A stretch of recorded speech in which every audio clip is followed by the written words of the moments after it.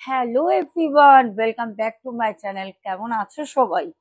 আজকে এমন একটা ঘটনা তোমাদের সাথে শেয়ার করব। আমরা এরকম অনেকেই করি, যারা বিশেষত কোনো পাড়া ধরনের জায়গায় আমরা থাকি, যেটা বলে এটা এই পাড়া বা এটা এই মানে একদম লোকবসতি গিজ গিজ গিজ গিজ করছে, একে একে একে একে বাড়ি। সেই সব জায়গাগুলো বিশেষভাবে এটা হয়, কি হয় না, ধরো হট করে আমরা জানতে পারলাম যে এই বাড়ির অ্যাক্সিডেন্ট করেছে বা এর সুসাইড করে ফেলেছে। আমরা কি করি? আমরা ছুটতে চলে যাই সেই জায়গায়, যে একবার যাই দেখি তো কি হয়েছে, কার হয়েছে, কিভাবে করেছে, একটা কৌতূহল মনে। কানে শুনলাম কেউ বললো, এই জানিস তো অমুক বাড়ির মেয়েটা না সুসাইড করেছে। আমরা কি করি? ছুটে দৌড়ে চলে গেলাম। তো এরকমই আজকে আমাদের একটি ঘটনা আছে। আমাদের ঘটনাটা বরানগর থেকে আসে। ঘটনাটা সবাইকে বলবো, খুব খুব মনোযোগ সহকারে শোনো। আর হ্যাঁ, আমাদের কিছুদিন ধরে খুব ডিফারেন্ট ডিফারেন্ট একটুখানি ঘটনা আসছে। দেখো, আমি মনে করি রিয়েল ঘটনা, মানুষের সাথে যেরকম যা ঘটছে সেটাই মানুষ এখানে তুলে ধরছে। আর বিশ্বাস করে মানুষ আমাকেই পাঠায়, কারণ তারা বলে দিদিভাই বহু জায়গায় ঘটনা শেয়ার করেছি, কিন্তু তারা আমাদের ঘটনাগুলো সিলেক্টই করেনি দিদিভাই। তো দেখো, আমার কাছে এরকম কিছু না যে তুমি অন্য কোথাও ঘটনা তুমি শেয়ার করেছো, তারপরে ওরা করেনি বলে তুমি আমার কাছে আসছো, এরকম কোনো ব্যাপার না। ভাই, একজন না একজনকে তো চান্স দিতে হবে তোমাদের সত্য ঘটনাগুলো শেয়ার করার জন্য, তাই না? তো সে তুমি যেখানেই করো না কেন, তারা নেয়নি কেন? তোমরা জিজ্ঞেস করো, দিদি এই চ্যানেলে দিয়েছিলাম তারা নেয়নি, তারা কোনো রেসপন্স করেনি, তাদের মেল পাঠিয়েছি, তারা হোয়াটসঅ্যাপে বলে ভয়েস কল করে পাঠাতে, সেখানেও ভয়েস কল করেছি, তারপরেও দেখছি তারা কোনো রেসপন্স করছে না। দেখো, তারা কি করছে না করছে তাদের, সেটা চ্যানেল তাদের চালানোর মতো, তাদের নিজের ব্যাপার। আমি যেটা করি সেটা আমার মতো করে চলে। আমার এখানে তোমরা সবাই যে মানুষের বাড়িতে কাজ করে তারও আমি ঘটনা শেয়ার করি, যে রেল কর্মী তারও আমি শেয়ার করি, দেন যে গভর্নমেন্ট একজন অফিসার তারও আমি শেয়ার করি। আমার চ্যানেলটা কোনো মানুষকে ভ্যারি করে না, সে যেই খান থেকে বিলং করুক। আমার চ্যানেলটা অ্যাকচুয়ালি হচ্ছে সত্য ঘটনার উপর বেস করে। আমি যদি বুঝতে পারি তুমি ঘটনাটা সত্য বলছো, তোমার ঘটনাটা সত্যি, আমি সেটা অবশ্যই শেয়ার করব। সে একজন রিক্সা চালক হোক, আর সে একজন প্লেন চালকই হোক, পাইলট হোক, যেই হোক। তো চলো, সবাইকে বলবো একটা করে লাইক করে দিও, যে যারা এখনো পর্যন্ত ভালোবেসে আমার এই চ্যানেলটাকে এখনো নিজেদের করে সাবস্ক্রাইব করোনি, অবশ্যই করে নিও। তাহলে চলো আমরা ঘটনায় এগোই। আমাদের এই ঘটনাটা ঘটে হচ্ছে বেশি দিন না, 7 থেকে 7.5 মাস আগে। বলে দিদি, বিশ্বাস করবে না, আমার নাম হচ্ছে আনুষ্কা। আমার নাম আনুষ্কা দত্ত। আমি কলেজে পড়ি। আমি খুব মডার্ন একটা মেয়ে। আর আমার হবি হচ্ছে সব সময় আমি মানে ছোট ছোট ছোট ছোট জিনিস, ভিডিও বলো, ফটোগ্রাফি বলো, আমার ক্যামেরা পর্যন্ত আছে। আমি যেখানে যাই, আমার এইটাই হচ্ছে মোটিভ, আমি যেখানে যাই সেখানে গিয়ে আমি নিজের মতো করে, ধরো কোনো ফটো, নিজের মতো নিজের মতো করে কোনো ভিডিও আমি করতে থাকি। আমার ভালো লাগে, সব থেকে বড় কথা হচ্ছে আমার ভালো লাগে। আমি যদি কলেজে যাই, কলেজে গেলে আমি একটা দিন, সপ্তাহের একটা দিন, যেদিন কি ক্লাস একটু হালকা থাকে, সেদিন আমি কলেজেও আমার ক্যামেরা অ্যালাউ করি, নিয়ে যাই, প্রিন্সিপালকে বলাই আছে। আর আমি খারাপ কিছু তো কাজ করছি না, আমি ভালো কাজ করছি। দেন আমি যেখানে ঘুরতে যাব না কেন, যেইখানে, আমি আমার সাথে আমার সঙ্গী ওটা ক্যামেরা, বা আমার ফোন, আইফোনেও আমি ফটো তুলি, ভিডিও করি। তো আমাদের বোন বলে, দিদি ভাই, হঠাৎ করে আমার মাকে, আমাদের পাড়ার এক কাকিমা আসলো, এসে মাকে বললো, এই শুনেছিস কি সর্বনাশ হয়ে গেছে পাড়ায়? আমার মা সাথে সাথে রান্না করতে করতে টাওয়ালটা নিয়ে হাত মুছতে মুছতে মুছতে মুছতে গিয়ে মাকে বলল যে কি হয়েছে। মা হাত মুছতে মুছতে গিয়ে সেই পাশের আন্টিকে বলল যে কি হয়েছে, এমন কি হয়েছে? তখন সে আন্টি বললো, ই বাবা, কিছু তো খবরই রাখিস না। তো আমার মা তখন বললো, হ্যাঁ, আমার খবর রাখার সময় কোথায়? আমি ঘরে কাজ করব না আমি পাড়ার খবর নেব? তখন সে আন্টি বলল, এ বাবা জানিস না, আহারে উপেনদা মানে ওই এক আমাদের পাড়ায় এক কাকু আছে, পার্টি পলিটিক্স করেন উনি, ওই উপেনদা ওনার মেয়েটি গলায় দড়ি দিয়েছে, সুসাইড করেছে। এই শুনে আমার মা বলে, বাবা উপেনদার সাথে তো আমার কালকেই বাজারে দেখা হলো, এবার দুজনের মধ্যে যা কথাবার্তা চলছে। হঠাৎ করে আমার কি কৌতূহল হলো, তো আমি তখন সাথে সাথে কি করলাম, আমার ক্যামেরাটা বের করি। তো ক্যামেরাটা বের করে জাস্ট আমি যখন বাইরে পা দেব, আমার মাথায় আসলো, না, একটা সুসাইড প্লেস, ওখানে কান্নাকাটি চলছে, একটা স্যাড ভাব, ওখানে একটা স্যাডনেস, ওইখানে আমি যদি গিয়ে এখন আমি ক্যামেরা করি, উচিত না। ফোনটা নিয়ে যাই, আইফোনটা নিলাম, নিয়ে আমি বেরিয়ে গেলাম। আমি ঠিক যখন আমার বাড়ির গলি দিয়ে যাচ্ছি, আমার বাড়ির গলিটা অতিরিক্ত অন্ধকার, আমি যখন বাড়ির গলি দিয়ে জাস্ট বেরোচ্ছি, মোড়টা ঘুরে ডান দিকেই আমাদের ওখানে একটা বড় কাঁঠাল গাছ আছে, একদম মোড়ের মাথা, মানে আমাদের রাস্তার মোড়ে। আমাদের ওই গলির ভিতর তিনটে বাড়ি আছে, চারটে না তিনটে বাড়ি, একটা খালি প্লট আছে, তো এখনো হয়নি, তো তার জন্য চারটে বলছি, মোটামুটি ধরো চারটে মানে বাড়ি আছে, একটা ফাঁকা, তিনটে বাড়ি, একটা প্লটিং করা হচ্ছে। এবার আমি ওইখানটা, ওই গলি থেকে বেরিয়ে জাস্ট আমি ডান হাতে দেখবো, ওইখানেই আমার যে একটা বিশাল বড় ঝাঁকড়া কাঁঠাল গাছ, কাঁঠালও হয়েছে মোটামুটি, ওই কাঁঠাল গাছের ওখানটা আমি দাঁড়িয়ে পড়ি, ওখানটা বেশ অন্ধকার। তো কিছুটা এগিয়ে গেলে আবার আলো, মানে আমাদের গলি থেকে পুরোটাই অন্ধকার। তো আমি ওখানটা দাঁড়িয়ে আছি, হঠাৎ হঠাৎ করে একটা পাতা মাথার মধ্যে এসে পড়লো, আর পাতাটা বেশ ওয়েটি। আমি না হট করে চমকে উঠে, মানে একটা ভয় পেয়ে গেছি, অ্যাকচুয়ালি ভয় না, মানে ওই যে শুনেছি যে উপেন কাকুর মেয়েটা সুসাইড করেছে, মানে ওই কথাটা শোনার পরেই না, মানে মাইন্ডের মধ্যে না একটা মানে কিরকম একটা মানে একটা মেয়ে মারা গেল। উপেন কাকুর মেয়েকেও আমি দেখেছি, কথাও হতো পাড়ার মধ্যে, এক জায়গায় থেকে কথাও হতো। অদ্ভুত ভাবে না কোথাও গিয়ে যেন একটা মানে কিরকম একটা কৌতূহল হচ্ছে যে না, একবার যাই। তো একটা মনের মধ্যে চাপা ভয় আমার কিন্তু কাজ করছে, যে ভয়টা আমি কিন্তু অনুভব করছি না, কিন্তু হঠাৎ হঠাৎ করে ভয়টা আমার মধ্যে কাজ করছে, আমি বুঝতে পারছি। তো আমি যাই হোক উপেন কাকুর বাড়ি যাই, তখন আমার মা আসেনি, ঠিক আছে।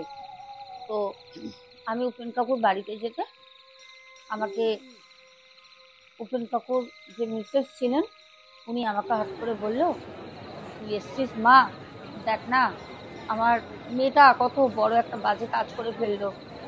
কি হয়েছিল বুঝলাম না, আসলে এই পার্টি পার্টি করে না তোর কাকুটা মেয়েটাকে শেষ করে ফেললো, মানে ওনার মিসেস বলছে। উনি আবার তাড়াতাড়ি এসে আমাকে বললো, যা ঘরে যা, ও তোর আন্টির কথা শুনিস না, ওর মাথার ঠিক নেই। এবার দেখো পার্টি পলিটিক্স কত বা কি ব্যাপার, কি কিছুই জানি না আমি, আমাকে বলছে আমি শুনছি। আমি ভিতরে গেলাম, আমি ভিতরে গিয়ে আর কি দেখবো, মানে সত্যি কথা বলতে মেয়েটির দিদা আছে, ঠাকুমা আছে, সবাই ওখানে পেশেন্ট আছে। দিদার বাড়িতেও দাদু নেই, ঠাকুমা বাড়িতেও দাদু নেই। তা আমি দেখলাম তারা কান্নাকাটি করছে, ওর বডিটা বেটের উপর শোয়ানো আছে, একটা সাইড থেকে জিভটা বেরিয়ে গেছে, চোখটা মনে হচ্ছে যেন আমার দিকে চেয়ে রয়েছে, একদম ভয়ঙ্কর। আর মানে নাক দিয়ে জল বেরিয়েছে, চোখ দিয়ে জল বেরিয়েছে, মানে খুব ভয়ঙ্কর একটা বিকট দৃশ্য, খুব কষ্টে মারা গেছে। মানে তখনও পর্যন্ত যেন মাথার শিরাগুলো যেন চাকনা দিয়ে আছে, মানে খুব একটা খুবই বিকট। আর মানে ওর যে ভয়ঙ্কর ওই একটা দৃশ্য, ওকে যে নাবিয়ে শোয়ানো আছে, মানে জাস্ট বলা যাবে না, মানে খুবই ভয় লাগছে আমার দেখে।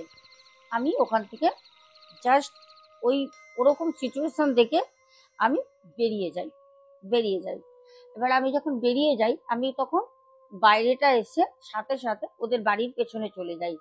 তো বাবলুদা বলে একজন, সে হঠাৎ আমার কাছে আসে, আমি একা দাঁড়িয়ে রয়েছি, আমাকে বাবলুদা বললো যে দেখলি মেয়েটা কি করলো, তোরা অ্যাকচুয়ালি খুলে কিছু বলতে পারিস না না রে। আমি তখন ওকে বললাম, কি তোরা কেন বলছিস, ও কিসের জন্য কি মারা গেছে, ওর মা তো বলছে যে ওর বাবা পার্টি করে, ওদের একটা পার্টিগত ভিতরে কিছু একটা গন্ডগোল হয়েছিল, যেটা তুই আমি কেউ বুঝতে পারছি না। কেন আমাকে এই কথা বলছিস, আমার সাথে ওর কি আছে, জাস্ট পাড়ার মেয়ে, দুজনেই দেখা হতো, হাই হ্যালো, ভালো আছো? আমি বলতাম হ্যাঁ। ওকে আমি জিজ্ঞেস করতাম কেমন পড়াশোনা চলছে, ও বলছে ভালো। ব্যাস, জাস্ট এই ইনাফ। আর ওর সাথে আমার কোনো রকম সম্পর্ক ছিল না। এই কথা যখন হচ্ছে, হঠাৎ করে উপেন কাকু, মানে যার মেয়ে মারা যান, উনি আমাদের কাছে আসেন। এসে তখন আমাকে বলছে, জানিস তো মা, অ্যাকচুয়ালি কি হয়, আমি তো পার্টি করি। আমার পার্টি, উনি কিন্তু পার্টির একটা ভালো, মানে একটা লিড করছেন উনি একটা জায়গা থেকে। এখানে ডিটেলস বলবো না, তো বারণ আছে। বলছে যে, উপেন কাকু তখন আমাকে বলছে যে, জানিস তো মা, অ্যাকচুয়ালি বিষয়টা হচ্ছে আমি চাইলেও না কিছু করতে পারতাম না। ও আমার এনটি দলের একটি ছেলের প্রেমে পড়ে গেছিল। এনটি মানে ধরো একটা, ও পার্টি করে, ওর বাবা একটা পার্টিতে ভালো জায়গায় লিড করছে। এবার ধরো তার অপর সাইডে ওর এনটি পার্টি, ঠিক আছে, তার সাথে মেয়ে প্রেম করছে। তো এইখানে দাঁড়িয়ে বাবা তো কোনো মতো মানবে না। এবার সেখানে দাঁড়িয়ে বাবা তো মানিনি। এইবার না মানতে ঘোরাঘুরি করতো। এবার ধরো ঘোরাঘুরি করতো ওই দলের লোক। এবার এদেরকে খবর দিয়েছে বাবাকে, যে কি ব্যাপার দাদা, আপনার মেয়ে আপনার দলের বিরুদ্ধে পার্টির সাথে প্রেম করছে, ছেলের সাথে এরকম কথা বলেছে। এই নিয়ে মেয়েকে বাড়িতে দুটো চট থাপ্পড় মারে। আগের দিন, যেদিন সুসাইড করে আগের দিনের কথা, চট থাপ্পড় মারে। তারপর তার মা সব জানে, ওই জন্য মা এই কথাটা বলেছে। আর বলেছে যে, তুই বেকার বেকার এসব প্রেম টেম করছিস, এই ছেলের সাথে তো তোকে আমি কোনো মতে বিয়ে টিয়ে দেবো না। বেকার ঘুরছিস, বদনাম হচ্ছিস, তোকে আমি ঘুরতেও দেবো না। যদি তুই পাচ্ছে ওর সাথে তাও মেলামেশা করিস, তাহলে তোকে এখান থেকে আমি পাঠিয়ে দেবো অন্য জায়গায়। না কোথায়, না পিসির বাড়ি কালনা, কালনায় পাঠিয়ে দেবে। এবার পিসির বাড়ি কালনায় পাঠিয়ে দিলে পারে, ওখানে তো পিসি ছাড়বে না। পিসিও ওরকম প্রচন্ড ডেঞ্জার, পিসিও ছাড়বে না। তো সেখানে গিয়ে ও থাকবে কি করে? এখানে যদি ওর মাকে পায়, কিন্তু ওখানে তো মাকেও পাবে না। এবার যখন মানিনি তখন ওকে, মানে অ্যাকচুয়ালি যেটা বলতে গেলে কি বলো তো, পার্টি পলিটিক্সের ব্যাপার তো অনেক কিছুই। দেখো, অন্য ব্যাপার হলে আমরা বলতাম যে একটা মেয়েকে মানসিক চাপ দেওয়া, একটা মানুষকে প্রেশার করা, একটা মেয়েকে ভয় দেখানো, এইটাও কিন্তু এক প্রকার তাকে সুসাইড করানো হয়, মার্ডার করা। কিন্তু এখানে বিষয়টা অন্য ছিল। এখানে বলার মতো কেউ ছিল না। পার্টি পলিটিক্স যাই হোক না কেন, এবার সেখানে দেখো বড় কথা, এবার একদিক দিয়ে যদি দেখো, মা বাবা মেয়েকে, তার সন্তানকে সে সব সময়ের জন্য আটকাবে। এবার সেখানে দাঁড়িয়ে দেখছে যে আমার মেয়ে এরকম খারাপ হয়ে যাচ্ছে, মেয়ে এর সাথে মিশছে যেখানে তার বাবা চায় না। এবার সেখানে দাঁড়িয়ে তো কিছু করার নেই, তখন তাকে বাধ্যতামূলক ওখানে কিছু বলার নেই। মেয়েটি বাবা মানেনি, মাও মানেনি, মা বাবাকে মানানোর অনেক চেষ্টা করে, কিন্তু বাবা বলছে না, ও এনটি দলের ছেলের সাথে কোনো মতে ঘোরা মেশা, ওর সাথে আমি পছন্দ করছি না, বিয়ে তো হবেই না। এবার ব্যাপারটা হয় কি, যেখানে ওই উপেন কাকুর মেয়ে আর ওই এনটি পার্টির যে ছেলেটি, দেখো ভালোবাসতো। সব থেকে বড় কথা, এখানে তো ভালোবাসার মধ্যে কোনো পার্টি পলিটিক্স জাত ভেদ কিছু আসেই না, কিছুই আসে না।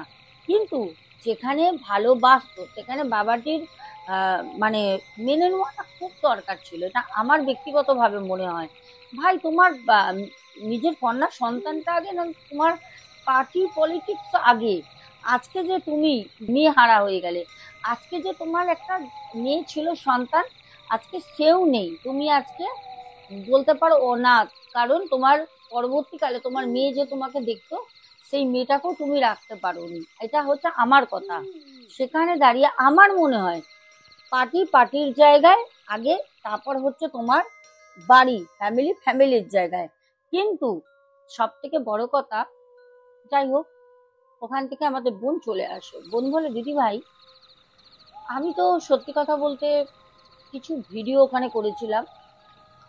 আর যখন আমি ঘরে ঢুকছিলাম, ওর ঠাকুমা দিদা যখন ওকে ধরে কাঁদছিল, আমি জাস্ট ওর একটা হাত, মানে ওকে যে খাটের উপর শোয়ানো ছিল, ওর একটা হাত খাট থেকে নিচে ঝুলছিল।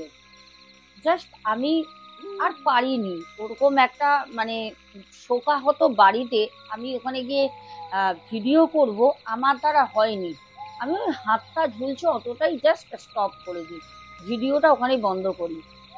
এবার যখন আমি রাতের বেলা খাওয়া দাওয়া করে শুয়ে রয়েছি, তো হঠাৎ ফোনটাকে নিয়ে ঘাটাঘাটি করছি, যেটা মানে প্রত্যেকদিন প্রত্যেক বাড়ির ছেলেমেয়েরাই করে।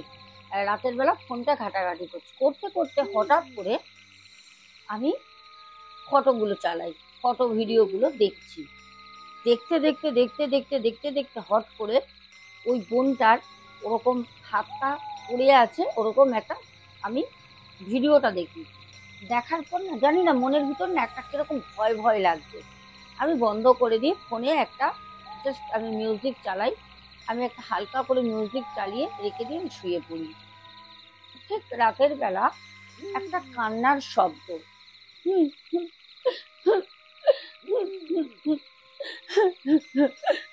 ঠিক এরকম করে একটা কান্নার শব্দ।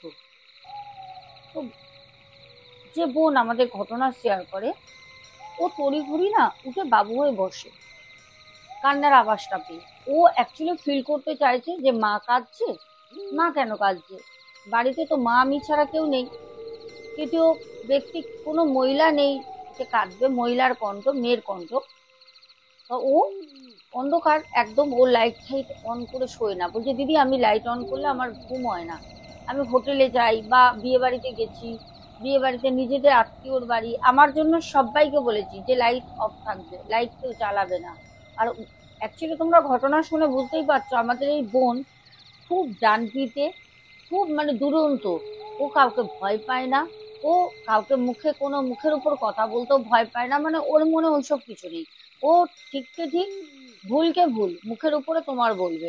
ওই পরে কি ভাববে, পরে কি করবে, পরের কথা পরে, ওর কাছে কিন্তু আগে যেটা সেটাও বলবে। ভালো কথা।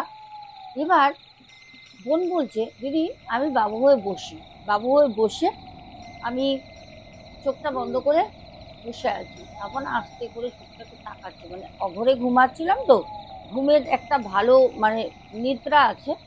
হালকা এরকম করে খুলছি, যেই আমি চোখটা হালকা এরকম করে খুলেছি, আমি হট করে দেখছি আমার পায়ের কাছে বিছানায়, আমার পায়ের কাছে কেউ গুমড়ি করে এরকম করে বসে হুম, হুম, হুম, হুম, হুম, এরকম করে কি কাঁদছে, মানে মাথাটা একদম নিচু করে এরকম করে কাঁদছে, এরকম করে বসে আছে, পা দুটোকে তুলে এরকম করে মানে তোমরা দেখতে পাচ্ছ পা এরকম করে বসে আছে, বসে কাঁদছে। এই দৃশ্য দেখে বোন তখন প্রচন্ড ভয় পায়, ভয় পেয়ে ছিটকে খাট দিয়ে নেবে দরজা খুলে বেরিয়ে চলে যায় মায়ের ঘরে। গিয়ে তখন মায়ের ঘর ভেজানো ছিল, ঢুকে গেছে। গিয়ে বলছে ওমা, ওমা, মা, ওমা, ওমা ওটো, মা, মা, মা ওটো, ওমা ওটো, আমি খুব ভয় পাচ্ছি, মা ওটো। সাথে সাথে উঠে বসে বলছে কি হয়েছে? বলছে মা আমি প্রচন্ড ভয় পেয়েছি মা, দেখো মা আমার, দেখো বুকে হাত দিয়ে দেখাচ্ছে, মা দেখো আমার মানে হাতটা কত তাড়াতাড়ি চলছে। তো তখন মা বলছে এখানে খাটে বস, তুই শান্ত হ, কি হয়েছে? ও কথা বলতে পারছে না। তো এত ডানপিটে, এত সাহসী, মানে ছেলেদের মতো পাল্লা দেয়, ও বাইক চালায়, মানে ওর মানে বিশাল, মানে মেয়েদের মতো ওর কোনো দিকে কিছু নেই। লাজুকে না, আস্তে কথা বলে না, রাস্তায় হি হি করে হাসতে নেই, রাস্তা দিয়ে মানে বাইক নিয়ে যাচ্ছে, সাইকেল চালাচ্ছে, দৌড়াচ্ছে, মানে ওর মতো মেয়ে শুধু ওকে রূপেই দিয়েছে ভগবান। কিন্তু ওর গুণগুলো হচ্ছে সব ছেলেদের মতো। বোনটা নিজেই বলছে, ও যখন কথা বলছে আমি বুঝতে পারছিলাম, বলছে যে দিদি ভাই আমার মাকে তখন আমি গুছিয়ে বললাম। আমার মা তখন বলছে কেন গেছিলিস? হ্যাঁ, মারবো না, দুই চর, কেন গেলি? হ্যাঁ, উপেন্দার মেয়ে সুসাইড করলো, কি দরকার ছিল? আমি ওখানে তোকে কিছু বলিনি, কেন গেছিস তুই? উপেন্দার মেয়ে মারা গেল, তোর কি যাওয়াটা ঠিক হয়েছে? কোনো দিন এরকম পাড়ায় হলে যাবি না, তুই একটা সমবয়সী মেয়ে, কখনো যায়? তাও বললো মা দেখো আমি অত জানি না, আমি গেছিলাম, আমার কৌতূহল হচ্ছিল ওর মরা মুখটা দেখার জন্য, শেষবারের মতো আর তো দেখতে পাবো না, তাই গেছিলাম। মা বললো যা ঘরে গিয়ে শো। মা যখন চলে আসছি, মা তখন মায়ের ঘরে ঠাকুর ঘর তো, মা ওখান থেকে বাজরাংবালির একটা ছোট এইটুকুনি হনুমান চালিসা, দেখবে রাস্তায় অনেক সময় মন্দিরে মন্দিরে ওগুলোকে কিন্তু হ্যান্ডবিল হিসাবে দেয়, ওর মধ্যে হনুমান চালিসা লেখা থাকে, ছোট্ট একটা ক্যালেন্ডারের মধ্যে হনুমান চালিসা লেখা রয়েছে। তো সেটা দিয়ে বললো যা এটা নিয়ে শো, পারলে ফোনের ফ্ল্যাশ লাইট অন করে হনুমান চালিসা পাঠ কর শুয়ে শুয়ে। দেখবি তোর ঘরে যে একটা ভয় লাগছে চলে যাবে। বোন বলছে দিদি ভাই আমি ঘরে আসলাম, রুমে কোনো রকমে আমি রুমে ঢুকেছি, লাইটটা জ্বালিয়েছি, অন করেছি, জানি আমি লাইট অন করলে ঘুম হবে না, তাও লাইট অন করেছি, করে আমি শুয়েছি। শুয়ে আমি ফ্ল্যাশ লাইট দিয়ে, এদিকে ঘরে লাইটও জ্বলছে, ফ্ল্যাশ লাইট দিয়ে আমি হনুমান চালিসা পড়ছি, জয় হনুমান জ্ঞান গুণ সাগর, জাস্ট আমি শুরু করেছি, আমার খাটের মধ্যে ধাপ করে কিছু যেন একটা মানে লাফিয়ে বসে পড়ার শব্দ হলো। মানে আমি যেখানে শুয়ে রয়েছি একদম ধারে, ঠিক এই পাশে ওয়ালের সাইডে বিছানার মধ্যে, আমি কে কে ঘরে কে, এদিকে লাইট কিন্তু অন রয়েছে, রুমে কিন্তু কেউ নেই, কাউকে দেখা যাচ্ছে না, কিন্তু ওই রকম একটা শব্দ হলো, ধাপ করে কেউ যেন বসে পড়লো, ভারী খুব ওয়েট। তো তখন সাথে সাথে বোন কি করে, তার মাকে ফোন করে, করে বলছে মা দেখো এরকম তুমি বলেছো আমি হনুমান চালিসা পড়ছি রুমের মধ্যে, মা বেটের মধ্যে এরকম হলো। তখন মা বলছে ছাড় তো ওইসব, তুই তোর মতো পড়, যা হবে না হবে দরজা খুলে রাখ, ঠিক আছে, কোনো ভয় পেলে চিৎকার করে রাখবি, আমি জাগনা আছি। তখন প্রায় 1:30-2 বাজে রাতে, বলছে দিদি ভাই আমি হনুমান চালিসা পাঠ করছি, অনেকটা যখন আস্তে আস্তে পড়েছি, তখন আমি শুনছি আমার কথাটা ওই হনুমান চাল্লিশায়, আমি তো আমার গলায় বলছি একা, মনে হচ্ছে যেন দুজন কথা বলছে, মানে আমি বলছি আমার সাথে কেউ beach beach beach beach beach beach করে হনুমান চালিসা পাঠ করছে, জয় হনুমান জ্ঞান গুণ সাগর জয় কপীশ প্রভু তিন উজাগর, মানে ঠিক এইরকম ভাবে কেউ যেন beach beach beach beach beach করছে। বোন বলছে দিদি ভাই আমি যখন চুপ করে যাচ্ছি সেও আবার চুপ, আবার আমি বলছি সেও বলছে, অনেকক্ষণ করে না আমার সারা শরীর না ভার হয়ে গেছে, আমি আওয়াজটা বোঝার চেষ্টা করছি কোথা দিয়ে হচ্ছে, দিদি ভাই আওয়াজটা হচ্ছে আমার খাটের নিচ থেকে। দিদি ভাই আমি যে কি ভয় পাচ্ছি, ওই সিচুয়েশন যার না হবে সে বুঝতে পারবে না আমার যে কি ভয় লাগছে, আমি বলে বোঝাতে পারবো না। আমার না পা গুলো হাত গুলো মনে হচ্ছে প্যারালাইসিস হয়ে গেছি, আমার পুরো শরীর প্যারালাইজ হয়ে গেছে, আমি না নড়তে পারছি না, মুভমেন্ট করতে পারছি না।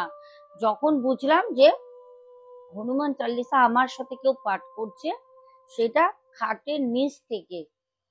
আমাদের বোন বলছে দিদি ভাই তুমি বিশ্বাস করবে না, মানে আমি যখন ভয়তে পাটা নাবাই যে ছিটকে মায়ের ঘরে যাব, মাকে বলবো, কারণ আমি জানি মা ঘুমিয়ে পড়েছে, ফোন করলে ধরবে না, আর মাকে ফোন করলে আমি হনুমান চালিসা পড়তে পারবো না, লাইট জ্বললেও আমার ওই যে ক্যালেন্ডারে এত গুড়ি গুড়ি লেখা ফ্ল্যাশ লাইট দিতে হবে, আমি দেখতে পারবো না, ওই ভেবে যখন আমি পাটা নাবাই দিদি ভাই আমি পরিষ্কার দেখলাম খাটের নিচ থেকে লম্বা একটা হাত, পুরো হাতটা না দিদি ভাই পুরো নীলচে নীলচে রঙের, মনে হচ্ছে নীলের মধ্যে কেউ ময়দা মাখিয়ে রেখেছে, নীলচে কালার, তার মধ্যে ময়দা মাখা, আমি তোমায় বলতে পারবো না কিরকম কালার, ফ্যাকাশে হাত, নখগুলো না এইরকম গোল গোল বড় বড় কালো পুরো একটা হাত, আমি যখন জাস্ট পাটা নামাই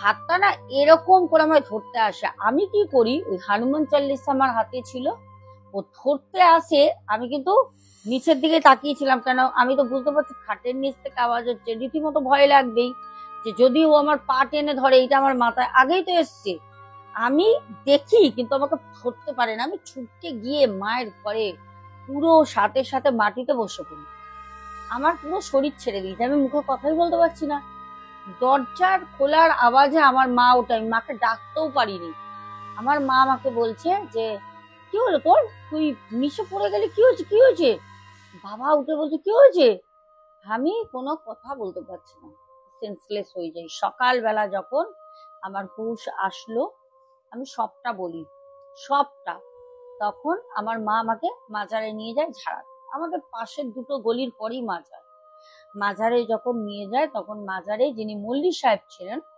আরো 3-4 জন ছিলেন মুসলিম, সবাই ইসলাম ধর্মের, ওনারাও মানে ওখানে নামাজ পড়ছিলেন, তখন বললেন সেই মানে যে পীর বাবা ছিলেন পীর বাবা কি ইমাম, যা হোক একজন কিছু একটা ডাক ছিল। উনি তখন বললেন যে তুই গত রাতে কোথায় গেছিলিস? তখন আমার মা বলল যে আমাদের ওখানে একজন দাদা আছেন, ওনার মেয়ে মারা গেছে, উনি পার্টি টাটি করে, না গেলেও হবে না, কানে শুনলে যেতে হবে, তাহলে বলবে পাড়ার সবাই এলো তোমরা এলে না, পাশাপাশি বাড়ি একটা গলির পরে। তো সেখানে গেছিল, বলছে ওখানে যাওয়াতেই ও খারাপ দৃষ্টি পড়ে গেছে, ওর সাথে চলে আসে। মানে ওই যে উপেন কাকুর মেয়ে যে সুসাইড করে সে চলে আসে। এমনকি বোন বলে দিদি ভাই সেখান থেকে আসার পরেও আমার প্রায় 9 দিন ভয় দেখিয়েছে। আমাকে শুধু গেটে টোকা দিত, জানলার গেটে, মানে জানলার যে পাল্লা, এসে টোকা দিত। আমার মাদুলি ছিল গায়ে, ও আমাকে টাচ করতে পারতো না, ভয় দেখাতো। এসে আমাকে বলতো আমি খুব একা, আমার সাথে যাবে? প্রত্যেক দিন রাতে 2বার গেটে টক টক করে শব্দ করতো, দিয়ে আমি তো কান পেতে থাকতাম, গেটে শব্দ করে বাইরে দিয়ে বলতো আমি খুব একা, আমার সাথে যাবে? 9 দিন বলেছে, 9 দিন। 9 দিনের দিন মায়ের সাথে যায়, যেতে তখন বললো যে তোর ঘর বন্ধন কর। সেই ঘরটা বন্ধন করে দেয়। আর ওকে আরো 2টো বললো দিদি কোমরেও তাবিজ দেয়, পড়লাম। তারপর থেকে মানে এখনো পর্যন্ত আমি আর ভয় পাই না। আমি অন্ধকার করে এখনো ঘুমাই রাতে, কোনো রকম ভয় লাগে না, কোনো আওয়াজও পাই না, কেউ ডাকেও না, কোনো কিছু হয় না। ভাবতে পারছো? ভাবো, একটা জিনিস ভাবো, আত্মারাও এখন হনুমান চল্লিশা পড়ে।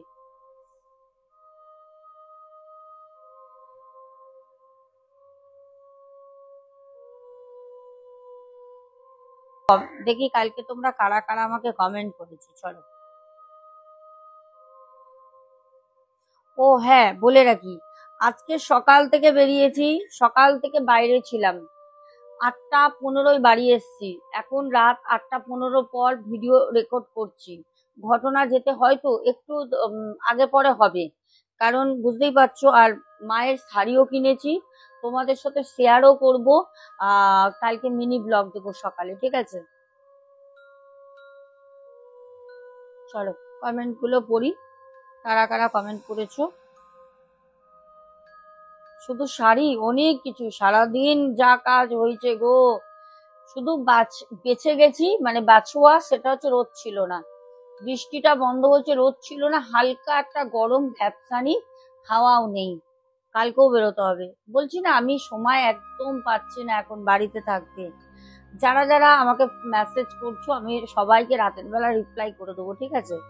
বং হিন্দু হেসেল, তারপরে স্বপ্না বাজাল দিদি ভাই, জয়িতা মুখার্জি, তারপর কমেন্ট করেছো সৌমিক সরকার, টিনা ঘোষ, তারপরে রিঙ্কু নিয়োগী, তারপর কমেন্ট করেছো শামিমা সামরোজ, শম্পা মিনি কিচেন, তারপর শুভঙ্কর ঘোড়ই, তারপর কমেন্ট করেছো বনশ্রী দে দিদি ভাই, আপন জন, বলেছো দিদি ভাই তোমার খাটের ডিরেকশন চেঞ্জ করেছো।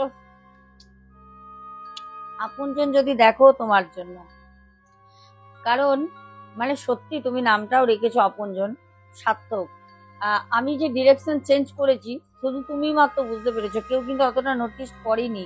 একদম ঠিক বলেছো, আমি ডিরেকশন চেঞ্জ করেছি, কারণ আমি এরকম বসতাম, এখন আমি এরকম বসছি, কারণ আমার ঘরের রং হচ্ছে, তো পুরো ঘর প্রিন্ট হচ্ছে, যে ছাপা প্রিন্টও করছি, সব দেখতে পারবে। আজকে বাইরের পুরো রং হয়েছে, ঠিক আছে? তো যার কারণে কি বলতো, আমি আমার যে খাটটা রয়েছে আমি খাটটাকে চেঞ্জ করে দিয়েছি। আগে একরকম ছিল, এখন একরকম ডিরেকশন করে দিয়েছি।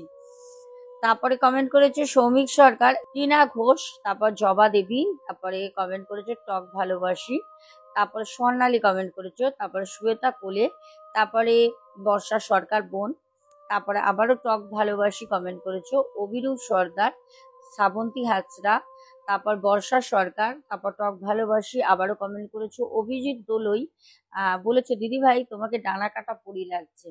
মাই গড, আমার ডানা আছে, আমি উঠবো। অ্যাঞ্জেলিনা সোরেন, তারপর প্রিয়াঙ্কা লাইফস্টাইল ব্লগ কমেন্ট করেছো। কমেন্ট আমি বেশি পড়ছি না, সন্তুর দুনিয়া পড়বো, আবার 2 দিন পর পড়বো, আজকে অনেকটা লেট হয়ে গেছে, তো তাই জন্য কমেন্ট পড়লে আরো বড় হয়ে যাবে। রেশমি ব্যানার্জি, তারপর বর্ষা সরকার, জলি হাজরা দিদিভাই, পার্থ দাস, কৌশিকী ঘোষ, তারপরে কমেন্ট করেছে সুপর্ণাদি। প্যান্থার গেমিং বয়টি দাদাভাই বলেছিলেন যে আপনি মায়ের শোনাবোন, আজকের ঘটনাটা দারুণ ভয়ের লাগলো, তোমার মুখে হিন্দি শুনতে ভালো লাগে, তুমি বলবে, আমরা শুনবো, আগামীকালের জন্য অপেক্ষায় রইলাম, ভালো থেকো, বড় মায়ের জয়। এই প্যান্থার গেমিং আমাদের দাদাভাই মনে হয় বলেছিলেন যে কোনো একটা ভিডিওয় মায়ের শাড়িটা যখন কিনতে যাবে একটুখানি মিনি ব্লগ শেয়ার করো। অবশ্যই করব, তোমাদের জন্যই তো সবকিছু, তোমরাই তো বলছো যে মিনি ব্লগ শেয়ার করো, ভিডিও দাও, তোমরা বলছো, এত এনকারেজ করছো, এত মোটিভেট দিচ্ছ আমাকে, আমি অবশ্যই মাথায় চেষ্টা করব, মাথায় রেখে আগামী দিন যদি পারি তোমাদের জন্য মিনি ব্লগ বা ব্লগ শেয়ার করার। তারপর ভাস্কর অধিকারী, তারপর কমেন্ট করেছে স্বর্ণালী, কিউট দিশা ব্লগ, তারপর পাপ্পু দে ভাই, তারপর আবার পার্থ দাস, টিনা আচারিয়া, তারপর কমেন্ট করেছো ভারতী দত্ত দিদিভাই বলেছেন আমি ব্যাঙ্গালোর থেকে তোমার সমস্ত ঘটনাগুলো শুনি, খুব ভালো লাগে তোমাকে, আজকের ঘটনাটাও খুব ভয়ের ছিল, এরকম সত্য ঘটনা দেওয়ার জন্য অনেক অনেক ধন্যবাদ, অনেক ভালোবাসা রইলো, তুমি সবসময় ভালো থেকো বোন। দিদিভাই তুমিও ভালো থেকো। আর তোমরা যারা যারা আজকে আমার ভিডিও শুনছো প্রত্যেকে যেন মায়ের আশীর্বাদ পাও, প্রত্যেকে যেন ভালো থেকো, সুস্থ থেকো, শান্তিতে থেকো, যেন মনে কিছু হোক না হোক যেন শান্তিতে থাকতে পারো, নিশ্চিন্তে রাতে ঘুমাতে পারো। কালকে সারা রাত আমি যাক না, আমার কাজ ছিল।